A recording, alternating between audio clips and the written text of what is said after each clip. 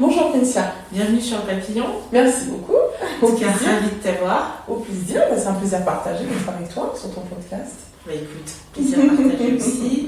Donc, c'était l'occasion de se rencontrer notamment pour présenter ton livre, que je mets en évidence pour notre communauté. Donc, La femme extraordinaire. En tout cas, merci beaucoup. Un livre passionnant. Et juste avant, parce que moi je te connais, donc l'idée c'est qu'on puisse, notre communauté puisse te découvrir, comment tu pourrais te présenter avec tes mots et ta façon de faire. Alors au plaisir, donc je suis Muriel Atipo, on me connaît sous l'alias Miss Purple Coach. Je suis une femme extraordinaire qui croit que nous sommes toutes extraordinaires. Et que du coup, je crois que nous avons justement j'ai pour mission de pouvoir aider les femmes à révéler leur plein potentiel, et ce potentiel est extraordinaire. Ce que je veux dire par là, c'est que j'ai eu un moment de ma vie, du coup, où j'ai dû faire un point sur moi-même, sur qui j'étais, mon identité, et j'avais vraiment grandement besoin de grandir, déjà à l'intérieur de moi. Et c'est à ce moment-là que j'ai commencé à dire depuis plusieurs années que je suis une femme extraordinaire, ce qui m'a valu d'écrire mon livre. Et voilà, donc une femme qui est passionnée par le développement du potentiel des femmes particulièrement, et qui depuis plusieurs années est une femme en mission justement pour permettre à des femmes aussi de rentrer pleinement dans leur mission de vie, tout comme je suis rentrée dans ma pleine mission de vie que je vais t'amener aujourd'hui. Donc voilà ce que je peux dire de moi, et il y a beaucoup d'autres choses aussi à découvrir. Oui, c'est en gros, voilà comment je me décris. Très bien, mais justement tu lances une perche. Concrètement, qu'est-ce que tu fais? Si j'étais une femme justement qui te découvre, qui a un petit coup de cœur, comment tu peux l'accompagner, sur quel sujet concrètement? Oui, alors premièrement, j'accompagne les femmes qui ont fait le tour en termes de leur carrière. Elles ont 30, 40 ans et elles ont l'impression d'avoir vécu pour tout le monde sauf pour elles-mêmes. Voilà, pour le mari, les enfants, pour la société, le travail et autres, parce qu'en tant que femme, on porte la vie, on est toujours garant du bien-être des autres. Et des fois on s'oublie. Donc c'est surtout ces femmes-là à qui je parle.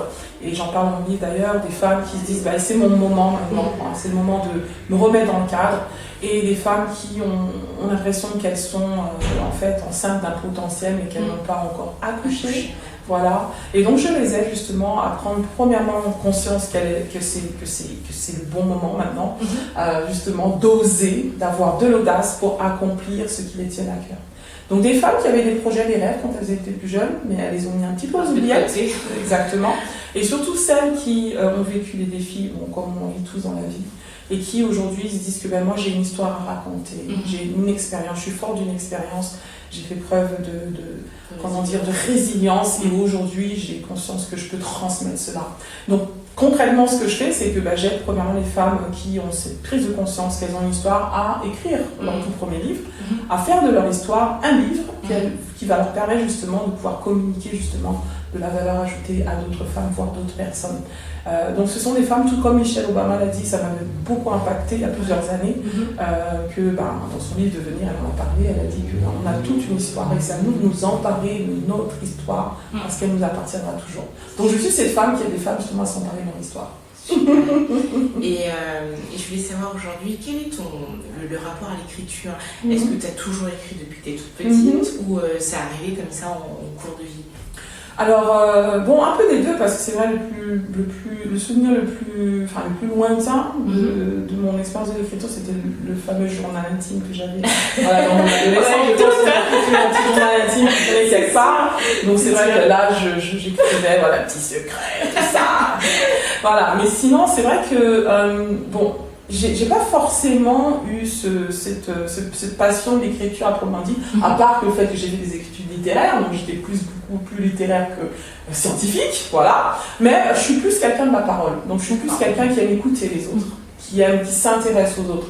Et donc du coup, l'envie d'écriture, elle est vraiment née, franchement, je peux te dire qu'il n'y a pas si longtemps, c'est genre, c'est à peu près 20 ans, il y a à peu près 20 ans. Parce qu'avant d'écrire mon livre en 2016, ça faisait 10 ans avant que j'avais envie d'écrire. Genre de mettre vraiment, coucher sur papier vraiment mon histoire. Voilà. Donc il y avait ce truc en moi, mais le désir d'écrire est venu dans le sens que je voulais inspirer les gens. Donc moi en fait, je me voyais comme une inspiratrice. Et c'est ce qui a vraiment déclenché ce désir d'écrire. Parce qu'au travers de l'écriture, du coup, je peux inspirer beaucoup plus de personnes oui, c'est sûr. Voilà, on touche beaucoup que les rencontres que je peux faire. Exactement. Donc voilà un peu. Et du coup, une question un peu plus ciblée, quel a été le moment où tu as décidé d'écrire La femme extraordinaire et surtout le déclic? Oui, le déclic pour écrire ce livre. Donc en fait, en 2016, donc, je fais la rencontre j'étais à Londres, donc je vivais à Londres, et j'étais dans les tout débuts de mon parcours entrepreneurial. Il faut savoir que c'est à 17 ans que j'ai eu envie d'entreprendre. D'accord. Et il m'a fallu plusieurs années pour pouvoir commencer à le faire, s'acheminer, voilà. Et donc à ce moment-là, je rencontre un coach qui justement aidait donc d'autres coachs, d'autres entrepreneurs justement à s'emparer de leur histoire, non pas parce qu'ils voulaient être écrivains, mais parce qu'ils voulaient justement impacter des vies, coacher, accompagner, faire des conférences, ce genre de choses, grâce à un livre. Et il m'a dit que ton livre peut être ta meilleure carte de visite et d'ouvrir des portes dont tu n'as pas idée. Et là, j'étais interpellée, parce que ça faisait 10 ans auparavant que j'avais voulu écrire. Et j'avais commencé à écrire, parce que comme je dis, je voulais juste raconter un bout de mon histoire, tout simplement. Mais je ne m'étais pas sentie capable, en fait, d'aller jusqu'au bout, de vraiment publier un livre.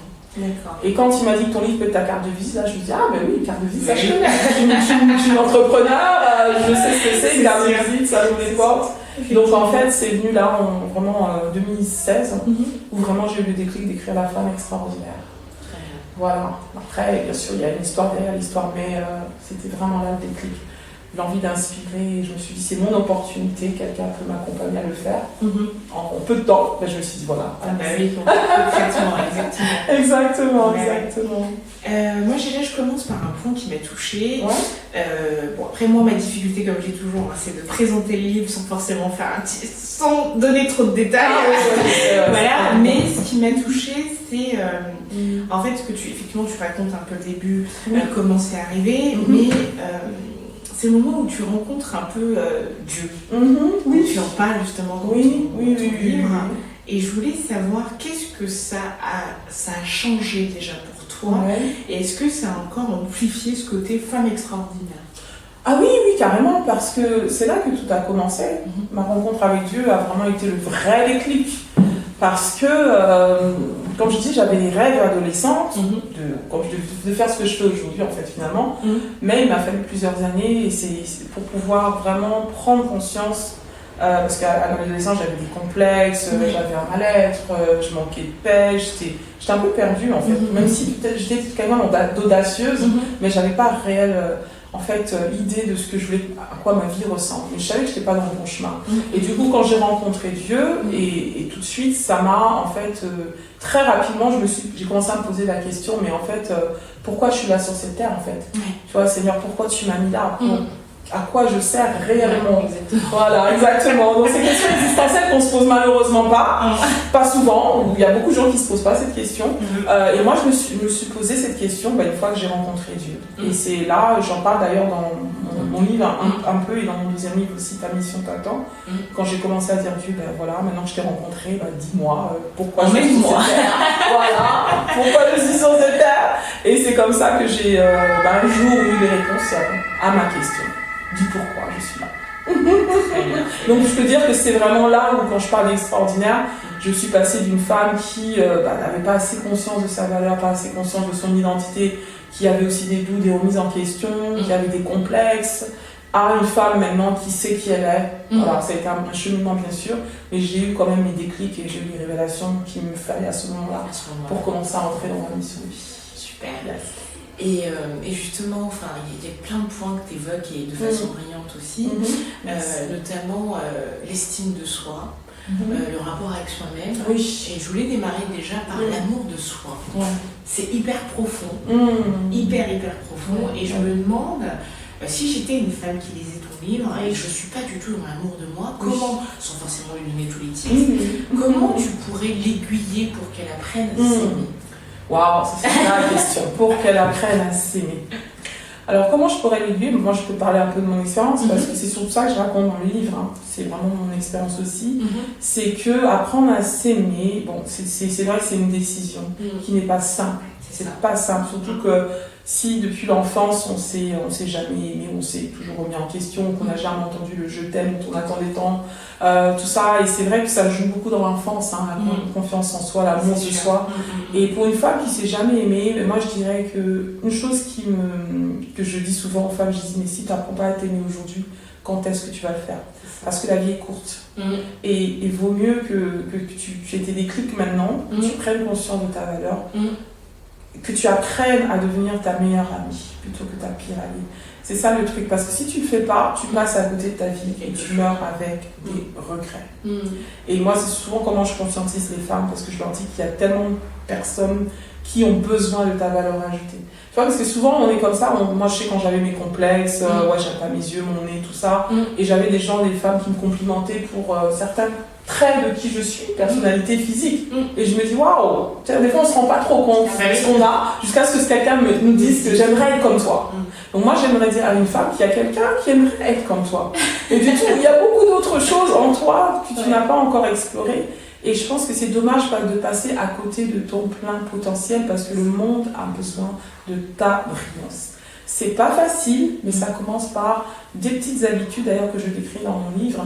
Comme je sais que je fais souvent ça avec les femmes que je coach, je leur demande de regarder devant un miroir, de se regarder devant un miroir, d'avoir un rendez-vous avec soi-même et justement de se dire une fois pour toutes que à la femme que tu vois dans le miroir, bah, je te reconnais, je t'accepte et je t'aime.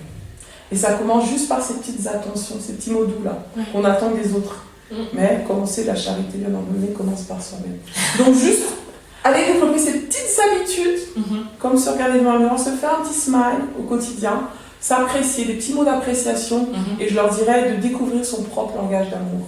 On sait, il y a 5 langages d'amour. Gary Chapman en parle dans son livre, j'en parle aussi dans mon livre. Et il faut aller justement explorer ton langage d'amour.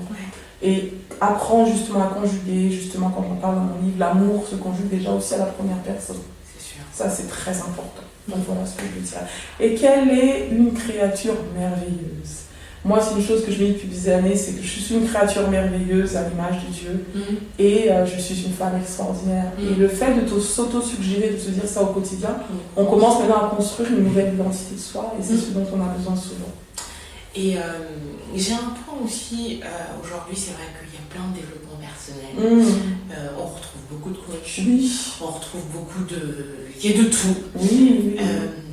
Et comment toi tu arrives à faire justement la différence par rapport à ces femmes que tu accompagnes? Quel est toi ton point de focus aujourd'hui? Ah, mon point de focus. Alors moi, mon point de focus c'est, je suis quelqu'un d'assez, en fait si tu veux, j'aime pas tout ce qui est blablabla. Donc c'est vrai qu'il y a pas mal de développement personnel, on peut lire beaucoup de livres, on peut suivre beaucoup de chaînes YouTube, mais ce qui est important pour moi, c'est la transformation. Je vois un coach, c'est quelqu'un qui aide quelqu'un justement à passer d'un point A à un point B. Donc moi, j'aime voir les femmes justement se réaliser. Tu vois, prendre conscience de qui elles sont, mais aussi de passer à l'action, de réaliser des choses qui les font vibrer. Voilà, et je pense que c'est ce qui fait aussi la différence. Les femmes que j'accompagne, bah, une fois qu'elles me rencontrent et qu'on commence à cheminer ensemble, il y a une différence entre maintenant et demain. C'est-à-dire que, voilà, il y a une différence. Hein, donc des femmes qui étaient dans l'ombre, qui étaient plutôt dans la remise en question, et c'est vrai que, vu que je les motive, je les encourage, et je les aide justement à sortir de la procrastination, sortir de toi, tous les schémas toxiques dans lesquels elles étaient, pour se rendre compte que finalement, elles ont un rêve qui est là. Et c'est important qu'aujourd'hui, elles puissent commencer à cheminer vers ce rêve-là. Et plus elles cheminent, plus elles se rendent compte que elles en sont capables. Et ça renforce aussi la confiance en soi. Et donc voilà, donc c'est les résultats qui parlent pour eux-mêmes. Quand des femmes qui étaient dans l'ombre maintenant commencent à écrire des livres, monter sur scène, donner des conférences, commencer à accompagner les autres, on se rend compte qu'il y a un réel changement qui se passe. Donc, voilà. Super. Et j'ai une question qui vient aussi, c'est vrai que c'est une question que j'ai depuis avant d'avoir lu ton livre. Hein. Est-ce qu'on a vraiment une mission de vie? Est-ce qu'on a vraiment une mission de vie? Bah écoute, qu'est-ce que tu en penses toi? Écoute, c'est ce que je dis, c'est une question que j'ai depuis des années. D'accord. C'est-à-dire que moi, par exemple, je sais que j'ai envie de faire plein de choses. J'ai eu un rêve, je l'ai fait, j'ai monté ma société, tout ça. Mais je ressens pas une mission telle. Par contre, j'admire, et ça je le dis vraiment, c'est pour ça que je te pose la question. D'accord. J'admire ceux ou celles qui arrivent à poser ce mot. D'accord. Parce que je me dis, c'est comme un peu les médecins, ces grands métiers, où je me dis, en fait, je les admire, parce qu'eux, ils ont trouvé quelque chose. Moi, je m'épanouis, en fait, je m'épanouis dans ce que je fais, c'est vrai, mais en même temps, je pourrais très bien faire, j'imagine faire autre chose et m'épanouir aussi. Ah mais bien sûr, l'épanouissement n'est pas cantonné à justement à la casquette professionnelle que tu portes en fait. Et c'est ça, on fait souvent, on a du mal à... C'est vrai que la mission de vie ne parle pas à tout le monde. On peut parler de raison d'être, on peut parler de mission de vie, d'appel. Il y a des gens qui se retrouvent dans aucune de ces notions, et c'est ok. Mais par contre, là on se rejoint, je pense qu'à un moment donné, il y a des gens qui peuvent faire de longues années carriéristes et tout ça, et à un moment donné, ils se rendent compte qu'ils ont l'impression d'être passés à côté de leur vie. En fait, parce que notre mission de vie, notre raison d'être, ce pourquoi on est là sur cette terre, n'est pas, n'est pas attaché, si tu veux, n'est pas cantonné à une carrière. Comment tu peux expliquer qu'il y a des gens qui étaient très épanouis dans leur travail, du jour au lendemain, ils se font licencier par exemple, ils ont l'impression que le monde s'écroule sur leur tête, et ils n'ont plus de repères. Il y a des gens qui se suicident même à cause de ça. Donc est-ce que vraiment le sens est dans la carrière que je fais? Parce que comme tu dis, aujourd'hui je peux faire ça, demain je peux faire autre chose. Donc pour moi, en fait, le sens de mission de vie, c'est-à-dire que tout homme sur cette terre a besoin de sens. De savoir, au fait, quelle est l'empreinte que je vais laisser dans ce monde en fait. Quand je suis plus là, comment je veux que les gens se souviennent de moi. Ça, c'est vraiment ça la question de la mission de vie. Sans être spirituel, sans vraiment aller très loin, on peut se dire déjà, quand je vais mourir, le jour où on m'enterre, qu'est-ce que les gens vont dire de moi? Ça, c'est vraiment une question importante à se poser. Parce qu'on sait qu'on est là pour un temps et qu'il faut qu'on laisse un impact derrière nous. Et justement, par rapport à ton livre, je reviens à ton livre, c'est vrai que l'avoir lu, moi aussi ça m'a rappelé, ça m'a fait des petits déclics sur plein de petites choses. Et je me dis, est-ce que des fois tu as eu ce retour par exemple de certaines femmes qui ont lu et qui ont commencé justement à mettre en place, et puis après ça s'est estompé. Est-ce que tu as eu ces retours-là? Parce que c'est vrai que ça peut donner, en fait, vraiment, ce qui est excellent dans ton bouquin, c'est qu'on te retrouve vraiment cette lumière, cette joie et tout. Mais en même temps, quand on va se retrouver avec ses propres démons, 2 jours après, comment on arrive à aller chercher cette lumière encore? Ah oui, clairement, c'est une bonne question, parce qu'un livre peut donner des déclics, peut inspirer, mais ne va pas tout changer, tu vois, c'est une impulsion. Voilà, et donc c'est pour ça que quand j'écris le livre, c'était pas juste pour qu'une femme le lise. Déjà, il y a des questions d'introspection qui se posent, il y a des mises en action. Et pour les femmes qui ont lu mon livre et qui après m'ont contactée, elles me disent, Muriel, comment je peux aller plus loin, parce que j'ai vraiment envie de mettre cela en pratique. Mais pour d'autres, il y en a certainement qui ont lu et qui finalement, la vie n'a pas changé pour autant. Parce que il faut mettre en place bien sûr des nouvelles habitudes quand on veut vraiment atteindre un niveau de changement. Alors moi, ce que je peux dire que oui, bien sûr, il y en a. Il va falloir que elles prennent la décision, comme je dis, de mettre en place des habitudes par rapport à ce qu'on lit, dire voilà, s'il y a une chose que je retiens de ce livre, s'il y a une habitude que je vais changer à partir d'aujourd'hui, quelle est cette habitude? Et le changement commence par un pas à la fois. On ne peut pas forcément tout changer. Voilà, quand je parle de la femme extraordinaire, c'est vrai qu'on apprend pas mal de choses dans ce livre qui nous inspire, mais on ne peut pas vraiment dire que voilà, à partir d'aujourd'hui, il y a tout change, non. Il n'y a pas tout qui change, mais il y a une petite chose qui doit changer. Et c'est cette décision-là qu'il faut prendre, et surtout le passage à l'action. C'est ce qui apportera les résultats pour cette femme. Super. Et j'avais encore 2 questions. Pourquoi les femmes? Pourquoi les femmes? Et pourquoi pas les femmes? Parce qu'elles le valent bien. Est-ce que c'est un choix parce que tu voulais accompagner que les femmes, ou tu t'es dit je cible parce que je suis une femme et j'ai ces ressources-là pour pouvoir les accompagner? Il y a des deux, mais ça a été aussi circonstanciel aussi, parce que quand j'ai commencé à entreprendre, je trouvais ma mission de vie, je commence à entreprendre et tout, j'étais à Londres, et puis là je me suis retrouvée dans un cercle de femmes, dans un réseau de femmes, entrepreneurs, et j'ai rencontré une femme qui est devenue ma mentor, et du coup je me suis sentie vraiment à ma place. Sachant que j'avais besoin d'avoir des femmes qui m'inspirent, parce que c'est vrai, on est dans un monde d'hommes, et voilà. J'avais pas mal de rôles modèles masculins, voilà. J'ai bien sûr ma mère qui est aussi un rôle modèle, j'en parle dans mon livre, mais j'avais besoin de ces femmes-là qui cheminaient, c'est-à-dire selon les mêmes valeurs. Voilà, l'entrepreneuriat, l'épanouissement, l'accomplissement, l'empowerment, tout ça. Et du coup, c'est pour ça que j'ai commencé à cerner que parmi les femmes qui décident d'entreprendre, audacieuses et ambitieuses et tout. On a tout en commun cela, mais des fois on a des freins, des fois on a des doutes, on s'auto-sabote, tu vois, il y avait ça. Et donc moi je constatais ça, et du coup je me suis dit je peux apporter quelque chose à ces femmes. Donc, et là, c'est comme ça que j'ai commencé, en fait, dans ce cercle-là, à cerner les besoins, à être à l'écoute, à m'intéresser à ces femmes. Et je me suis dit, moi, je peux apporter à ces femmes cette capacité que j'ai, justement, d'être audacieuse et de passer à l'action, de mettre en lumière les potentiels. Et c'est comme ça que j'ai commencé à accompagner les femmes, tout simplement. Parce que j'étais entourée d'elles, tout simplement. Voilà. Non, mais j'ai vu le besoin des femmes particulièrement. Effectivement, enfin, c'est beau d'accompagner les femmes.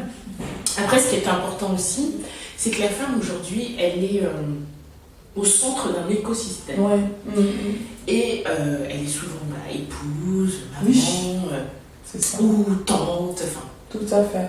Et moi, ma question derrière, c'est comment rester, centré sur soi, alors que notre écosystème nous demande limite un peu d'abnégation. Oui.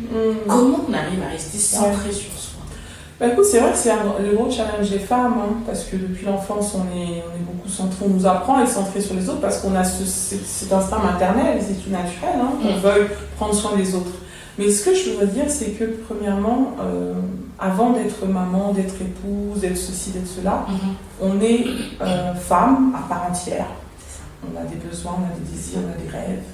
Et quand on meurt, parce qu'il faut penser aussi à la fin, on peut aussi enterrer ses rêves, ses désirs, ses ambitions.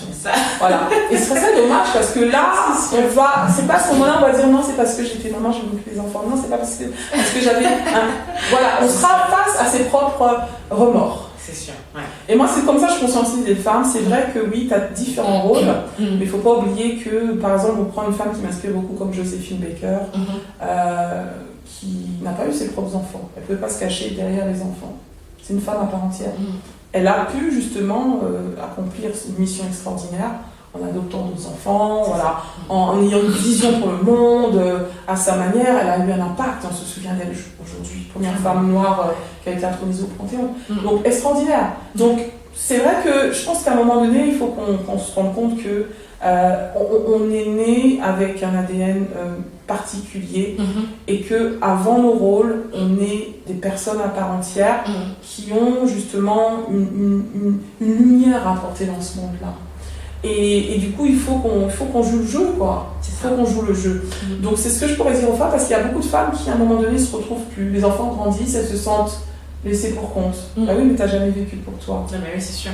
Maintenant que les enfants sont plus là, des femmes qui se retrouvent seules pour quelconque raison, tu vois, et elles savent plus par où commencer parce qu'elles n'ont jamais vécu leur vie, premièrement pour elles, tu vois. Et la dernière chose que je voudrais dire, c'est que des fois, les femmes ne s'autorisent pas parce qu'elles pensent que ça va être jugé un petit peu égoïste de se mettre en premier. Oui, mais si tu veux donner plus d'amour, il faut déjà en remplir ton réservoir. Exactement. La bienveillance envers soi te permet justement d'être encore plus généreuse avec les autres.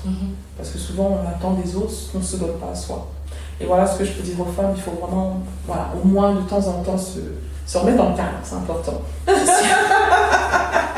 C'est sûr, parce que c'est vrai que l'écosystème peut être un tout petit peu lourd des fois et empêcher finalement de se réaliser. Bah oui. Ça serait important, c'est important en tout cas de le remettre. Quelle a été justement la difficulté d'écrire ce livre? Parce qu'en le lisant, je me suis dit, c'est hyper facile à lire, c'est léger, ça fait passer aussi un message. Est-ce que tu as rencontré des difficultés quand tu écrivais ce livre? Oui, je veux dire dès le début, parce qu'en fait, quand je me suis lancée, même si j'ai été accompagnée par un coach, donc ça a été plus rapide que si j'étais seule, mais le doute du début, parce que quand je l'ai rencontré, mon coach m'a dit, écoute, il sait que c'était, déjà mentalement, d'écrire un livre, c'est pas évident. Il me dit, laisse personne te dire que tu n'en es pas capable, ni toi-même. Et quand il m'a dit moi-même, parce que j'étais en train de me dire, mais est-ce que vraiment ça va faire sens? Est-ce que les gens vont lire? En plus, j'étais en Angleterre, j'écris en anglais. Tu vois, il y avait toute cette barrière-là. Et quand il m'a dit ça, je me suis dit, écoute, je vais m'autoriser à croire que c'est possible, parce que c'est un rêve que j'avais. Et c'est là qui m'a vraiment encouragée à y aller. Et en plus, je passais par une situation difficile dans ma vie. Donc, j'étais en plein rupture dans mon mariage qui est compliqué. Et je vivais un échec, en fait, personnel. Voilà. Et c'est à ce moment-là que j'ai décidé d'écrire ce livre. Et en plus, ce livre s'appelait Femme extraordinaire, alors je vivais un plein échec. Et tu vois, ça a été un défi pour moi. Parce que je me suis rendu compte que l'écriture allait m'apporter une sorte de thérapie déjà.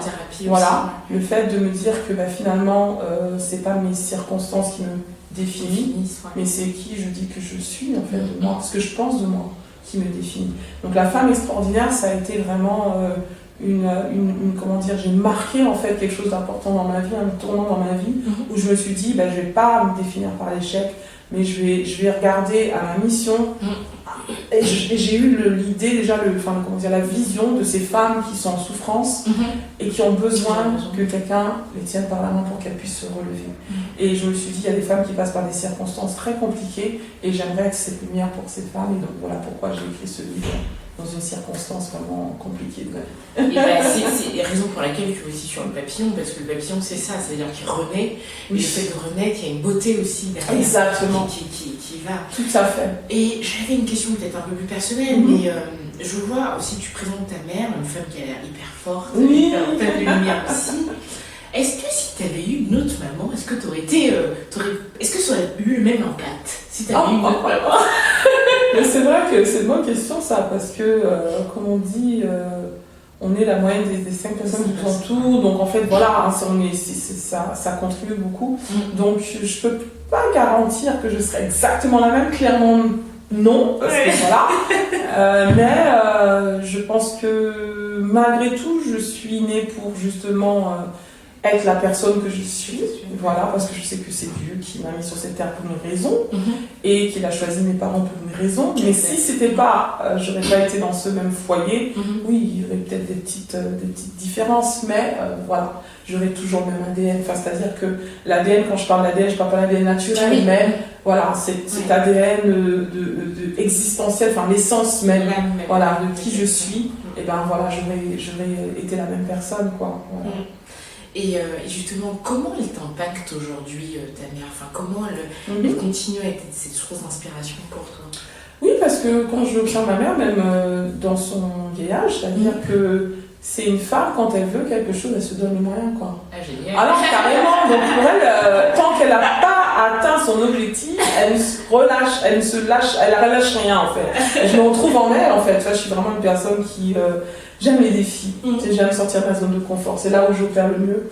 Et du coup, voilà pourquoi j'ai écrit, j'accompagne les femmes à écrire, voilà pourquoi j'organise des conférences, je me dis des fois pourquoi je reste pas tranquille, moi, je me dis du mal et tout.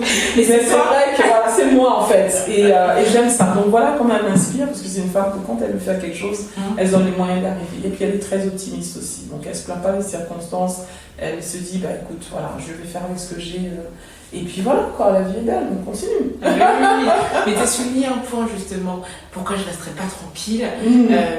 Et est-ce que par moment ça t'arrive d'avoir peur justement, avant de te lancer dans un nouveau projet, de sortir de ta zone de confort? Est-ce que tu as peur? Bien sûr, la peur elle est humaine, hein.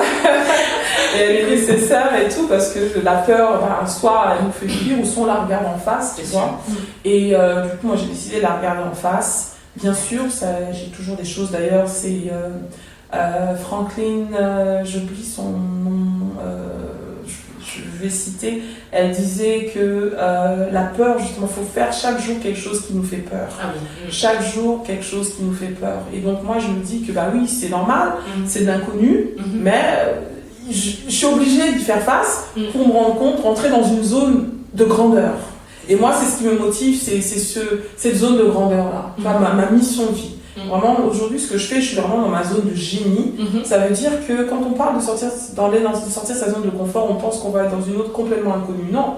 Quand tu sors ta zone de confort, tu as avec toi tes talents, tes ressources. Tu vois, ton mindset, tu as tes capacités. Et donc, du coup, pour vraiment développer ces capacités à un niveau supérieur, oui, il faut faire face à la peur et percer cette zone de grandeur dans laquelle on s'épanouit de plus en plus. Tu viens de me marquer une belle phrase, parce que c'est vrai que j'ai écouté un podcast récemment qui parlait justement de la zone de génie et en fait là tu viens vraiment de le matérialiser, parce que effectivement sortir de sa zone de confort, c'est d'aller dans un inconnu, mais avec toutes les ressources. Avec toutes les ressources, exactement. C'est à ce moment-là où tu vois finalement. Tout à fait. Ah, là j'ai des ressources. Exactement, c'est exactement ça. Tu vois, donc parce que c'est avant tout faire quelque chose qui nous fait plaisir au quotidien. Ah, c'est super. Tu vois, voilà, c'est là vraiment qu'on se sent grandir. Super. Yes. Et quels sont tes projets là pour l'avenir proche 2020? Ouais, 2020, écoute, le projet que j'ai, donc c'est 8 mars 2025, là je suis en pleine préparation de la 5e édition de ma conférence annuelle qui s'appelle justement La femme extraordinaire, de mort. Donc si ça vous intéresse, voilà. je mettrai tous les liens pour retrouver la c'est l'espace Grand Paris Créteil. Donc du coup, il y a un accomplissement en fait extraordinaire parce que quand j'ai écrit ce livre, justement, je voulais faire des conférences grâce à ce livre. Je voulais justement accompagner les femmes. Donc c'est ce livre qui a donné naissance à la conférence. Qui met en lumière les potentiels émergents de femmes. Voilà. On en parle entrepreneuriat, on en parle mission de vie. Il y a des femmes qui montent sur scène pour la première fois, des femmes que j'ai accompagnées à écrire leur propre livre. Donc à ce jour, j'ai eu le plaisir d'accompagner une quinzaine de femmes à écrire leur propre livre et je les mets en lumière à mes conférences pour qu'elles présentent leur livre et qu'elles racontent leur histoire et c'est juste formidable. Donc c'est ce que j'ai qui arrive et après, je suis originaire de la Martinique, de la Guadeloupe, j'ai une conférence qui arrive fin mars aussi, la même conférence en Martinique. Génial. Avec un peu plus de soleil. Avec beaucoup plus de soleil, et voilà. Et puis voilà, après 2025, il y a d'autres. J'ai nommé cette année l'année d'horizons nouveaux, d'accord, d'explorer de nouveaux horizons. Chaque année, je thématise, en fait, je nomme mon année, parce que j'ai une intention bien particulière d'explorer de nouveaux horizons. Et puis avec cette conférence, ça commence déjà. Et après, d'autres projets sur l'Afrique aussi, des portes qui s'ouvrent aussi encore plus. Et c'est juste formidable. Justement, ça ouvre mes deux dernières questions avant les questions signature.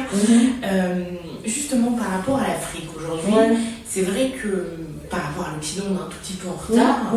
Est-ce que ça prend ça prend justement ce coaching? Est-ce que ça prend justement ce entre guillemets, développement personnel? Est-ce que ça marche? Ben écoute, tu sais, moi j'aimerais dire que l'homme et l'homme, peu importe là où il est, Afrique, Europe, tout ça, c'est les gens sont en quête d'épanouissement, de s'accomplir. Hein. C'est ce qui est le plus haut dans l'échelle de la pyramide de Maslow. On a des rêves à accomplir. Donc en Afrique, oui, il y a des gens qui veulent s'accomplir aussi, ils veulent aller à un autre niveau. Donc c'est pas tant le coaching de développement personnel, parce que moi j'aime pas trop me renfermer dans ça.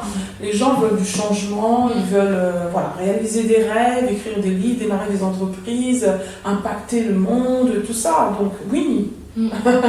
Donc voilà, le coaching c'est juste un moyen, le livre c'est juste un moyen, c'est pas une fin en soi. Donc en fait c'est pas, c'est vrai qu'en Afrique c'est encore peut-être un peu, les gens se demandent voilà, le coaching c'est quoi, machin et tout, mais c'est pas tant ça qu'il faut montrer.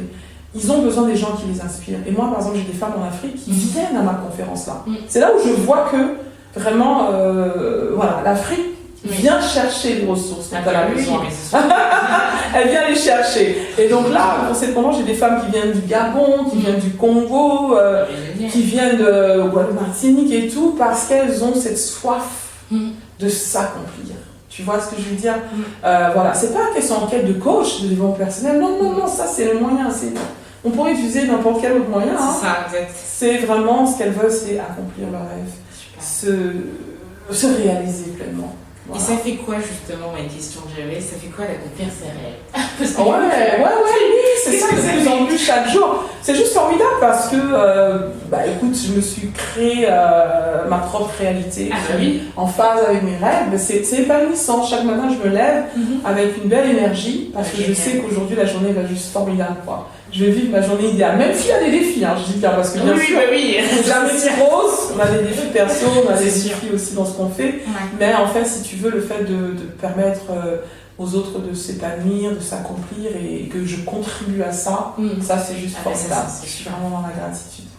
Et dernier point, aujourd'hui justement, ce que je trouve beau aussi, c'est de pouvoir allier cette spiritualité, la spiritualité de la religion, et ce côté un tout petit peu matérialiste. Est-ce que tu penses, parce que moi j'ai l'impression, ça c'est mon point de vue, qu'en regardant beaucoup l'église, en voyant beaucoup de femmes, quand on nomme les femmes, beaucoup se perdent un peu dans cette spiritualité, dans cette religion, et n'arrivent pas justement à se sortir de là, ou de faire l'équilibre comme tu fais, parce que c'est ça que je trouvais super beau, c'est d'en même temps d'assumer sa foi pour Dieu et de dire que c'est mon pilier, c'est mon roc, et en même temps d'être matérialiste purement, parce que quelque part on fait ça aussi pour avoir de la reconnaissance, pour avoir aussi une belle vie.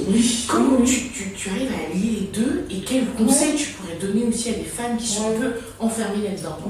D'accord, je vois. Ils sont enfermés quand tu veux dire dans la spiritualité. Mais oui, et en fait des fois il faut même l'amalgame, c'est-à-dire que des fois on se dit écoute, moi je vais à l'église, prier c'est pas l'argent, Où, tu vois, il y a beaucoup de... Okay. Je pourrais pas tous les citer aujourd'hui, mais on voit souvent que des fois même elles adulent, enfin le pasteur devient un peu finalement la référence, au lieu d'avoir Dieu comme référence. Et en fait, au lieu d'utiliser leur cerveau pour justement réfléchir, en fait, elles mettent ce cerveau-là un peu, si tu veux. On pose. Pour l'église, en fait. Et ce que je dis, il n'y a pas de jugement, mais ce que j'essaie de dire, c'est que comment tu arrives à trouver cet équilibre-là et comment le distribuer aussi à d'autres femmes, en fait, qu'elles puissent trouver cet équilibre. Ah, mais c'est une bonne question.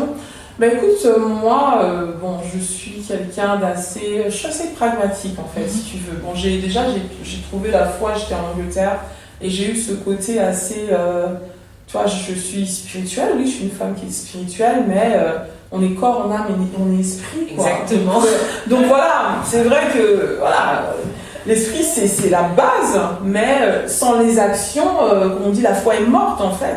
Sans le corps. Donc du coup, c'est bien de dire j'ai la foi, mais c'est encore mieux qu'on voit aussi tes actions. Et par tes actions, on reconnaît en quoi tu mets ta foi. Donc moi en fait, si tu veux, c'est vrai, je vis librement ma foi, mais je préfère que mes actions pointent vers ma foi. Exactement. Tu vois, c'est plus pertinent en fait. J'ai pas. La nuance est très belle. C'est ça en fait. Donc, tu vois ce que je veux dire. Donc ça c'est mieux. Et puis quand les femmes voient mes actions, elles disent waouh, mais toi t'es toujours joyeuse, pétillante, machin. C'est quoi ton secret quoi? Oui, tu vois, on me pose souvent cette question. Et là je leur dis ben voilà où est ma source. Mais c'est vrai que des fois on peut avoir souvent cette phrase-là, souvent dans les églises, Dieu fera. Et en fait, c'est là où moi je me pose toujours, je me dis mais comment tu peux pas trouver aussi l'équilibre? C'est pas, Dieu ne fera pas toujours. Ah non, il y a des choses que Dieu ne fera pas, bien sûr, Dieu nous a déjà donné. Exactement. Et en fait, je trouve ça très beau en tout cas d'avoir cet équilibre-là. Oui, c'est important. Parce que justement, je conscientise pas mal de femmes de foi, je leur dis, bah écoute, tu es en train de demander à Dieu quelque chose qu'il t'a déjà donné. Il attend que tu passes à l'action avec ce qu'il a mis en toi. Et moi, c'est ce que Dieu m'avait fait comprendre quand j'ai trouvé ma mission de vie, que en fait, sa mission, elle est inscrite en toi. J'ai déjà déposé des talents, des potentiels, je mets déjà des désirs, des envies en toi. T'as juste maintenant les déployer. Tu vois ce que je veux dire? Donc voilà, et c'est en déployant ça, petit à petit, tu vois que Dieu maintenant ouvre des portes. Et si tu restes là sur tes lauriers que tu attends, bah Dieu aussi t'attend. Il a déjà tout mis. Exactement. Donc c'est vrai qu'il faut ce juste milieu-là et il faut utiliser bien sûr la sagesse, l'intelligence que Dieu nous a donnée et puis oser faire des choses. Mais c'est ça justement, cette finesse d'esprit qui manque à beaucoup aussi, je pense. Après, c'est pas forcément de leur faute, mais effectivement, des fois, on est à fond dans l'église. On se dit, ah non, Dieu va accomplir. Non, mais Dieu t'a donné aussi, comme tu dis, oui, bien sûr. Exactement. Écoute, les questions signature du podcast, c'est comme le papillon, il renaît, et surtout derrière la renaissance, il y a tout ce qui est artistique et tout ce qui est beau. Yes. Quel a été le moment où t'as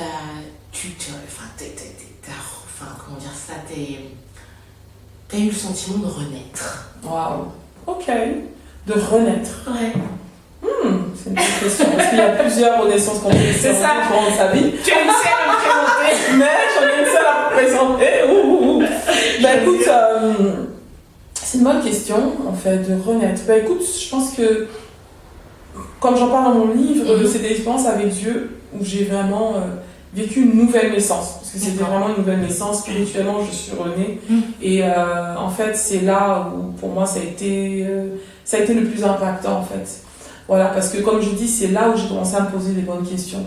C'est donc cette renaissance a été vraiment à ce moment-là de ma vie. J'avais 22 ans, 23 ans. Et puis voilà, j'ai donné mon cœur à Dieu, à Jésus particulièrement. Et je lui ai dit, voilà, maintenant que tu es mon Dieu, tu es mon Seigneur, pourquoi je suis là, quoi. Et c'est vraiment cette renaissance, tu vois, qui a été vraiment capitale pour moi. Parce que comme je le disais avant, j'avais quand même des ambitions, mais j'étais perdue, en fait. J'étais perdue. Voilà, donc c'est cette naissance qui m'a permis de trouver mon Dieu, de me trouver aussi. Et comme le papillon, il y a tout ce côté un peu artistique et beau, avec beaucoup de recul, qu'est-ce que aujourd'hui, est-ce que cette renaissance-là, tu la trouves belle, ou est-ce que aujourd'hui, finalement, tu te dis, avec du recul, finalement ça a été beau en fait, c'était dur, mais aujourd'hui c'est beau. Ouais, non mais clairement, oui c'était dur, hein, parce que il y a eu des déserts, il y a eu des challenges, voilà. Mais aujourd'hui c'est beau parce que les défis par lesquels je suis passée font de moi la personne que je suis aujourd'hui. Et surtout ce que j'ai de plus authentique, c'est cette joie de vivre qui est en moi. Ouais. C'est surtout ça que je porte et je trouve ça beau en fait. Parce que quelles que soient les circonstances, eh ben, je continue de sourire. Et non seulement ça, d'apporter un sourire sur le visage de femmes que j'accompagne. Ça c'est sûr. Et ça, je trouve ça merveilleux. Parce que le papillon, je ne sais pas si vous savez, mais le papillon, il a une vie très éphémère. Ah, oui. Il vit quoi? Jusque, je ne sais pas si c'est quelques jours à quelques semaines. Ouais. Et sa mission, c'est juste de butiner, de faire, en fait, de déposer son petit, je ne sais pas comment on l'appelle, de dard, voilà, de déposer voilà, le pollen, tout ça, etc. Donc il a une mission très éphémère. Donc il passe par un processus qui est assez long, juste pour déposer cela, mais sa mission est accomplie et là il peut se reposer. Et pour dire que sur cette terre, on est comme un papillon, c'est un processus, c'est des années, des fois de misère, de défis, de résilience pour enfin au fur et à mesure éclore, voilà. Et que c'est vrai que la vie est courte. Donc voilà pourquoi j'encourage toutes les femmes qui me regardent, les femmes extraordinaires, les femmes papillons, à vraiment aujourd'hui oser parce que la vie est courte, elle est éphémère cette vie, mais elle peut être tellement belle justement quand on la vit pleinement. Exactement. Merci. Je t'en prie, merci Finsa. Merci à tous et à bientôt. Merci, à bientôt.